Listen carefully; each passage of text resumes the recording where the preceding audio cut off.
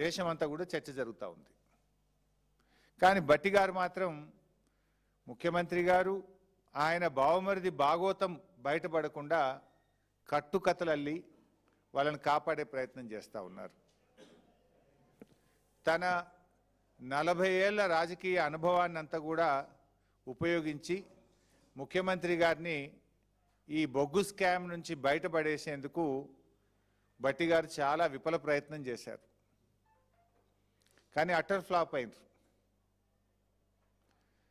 Site visit certificate అనే అంశంపై భట్టి గారు అబద్ధాలను వండి వార్చారు. వాస్తవాలను దాచిపెట్టి బొగ్గు కుంభకోణం బయటపెట్టిన బీఆర్ఎస్ మీద బురద జల్లే ప్రయత్నం చేసినారు.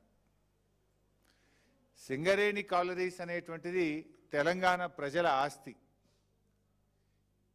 ఇది ఏ ఒక్క మంత్రికో ఒక ప్రభుత్వానికో కొద్దిమంది కాంట్రాక్టర్లకు చెందిన సంస్థ కాదు. సింగరేణిలో పారదర్శకత, పోటీ, న్యాయం అనే మౌలిక సూత్రాల మీద నడుస్తుంది. కానీ ఈరోజు సింగరేణిలో జరుగుతున్న టెండర్ ప్రక్రియలను చూస్తే ఈ 3 సూత్రాలను ఉద్దేశపూర్వకంగా మంగళం పాడారు అనే విషయం చాలా స్పష్టంగా అర్థమవుతుంది.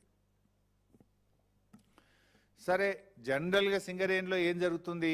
ఏ టెండర్ ప్రక్రియ అయినా కూడా సిఎంపిడిఐ, మెకాన్, ఆర్ఐటిఈఎస్ వంటి పేరున్న సంస్థల నుంచి అభిప్రాయాలు తీసుకోవడము, వాళ్ళ విధి విధానాలు పరిశీలించడం జరుగుతుంది.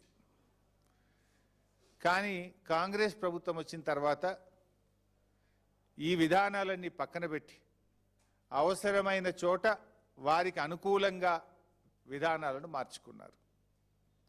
తమ అనుయాయులకు టెండర్లు దక్కేలా, వాటాలు పంచుకునే వీలుగా ఇదంతా చేశారన్నది అక్షర సత్యం.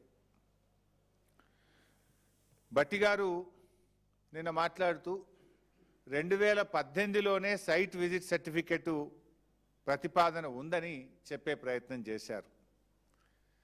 కానీ ఇక్కడే అత్యంత కీలకమైన మౌలిక ప్రశ్న తలెత్తుతుంది. ఆ సిఫార్సు అసలు ఎటువంటి పనుల కోసం? ఇప్పుడు ఇదే కదా సిఎంపిడిఐ సిఫార్సులు ఇచ్చింది అని భట్టి గారు బయటపెట్టిన డాక్యుమెంట్ ఇది. It's not my document. ఇందులో సైట్ విజిట్ సర్టిఫికెట్ ఎటువంటి పనుల కోసం పెట్టాలని వీళ్ళు సిఫార్సు చేశారు.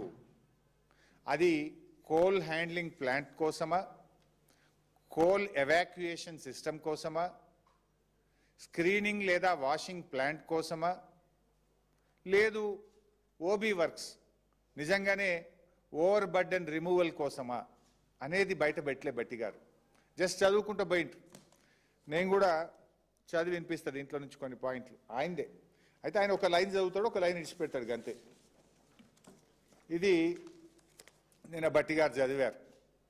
ఇందులో ఏముంటుంది?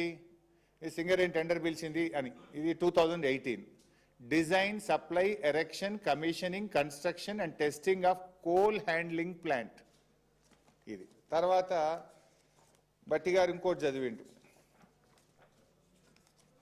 ఇది టెండర్ దేనికోసం పిలిచిండ్రు? Design, supply, erection, commissioning, construction and testing of CHP at RGOC3. అట్లే చాలా విషయాలు చదువుతూ లాస్ట్కు డిఫెన్స్ కూడా పిలిచింది అన్నాడు. కేంద్ర ప్రభుత్వం డిఫెన్స్ కూడా సైట్ విజిట్ సర్టిఫికేట్ పెట్టింది అని కూడా నిన్న భట్టి గారు పెట్టారు. అది ఏంది? సైనిక్ స్కూల్ వాళ్ళు ఒక టెండర్ పిలిచిండ్రు. దీంట్లో విషయం ఏంది? ఇది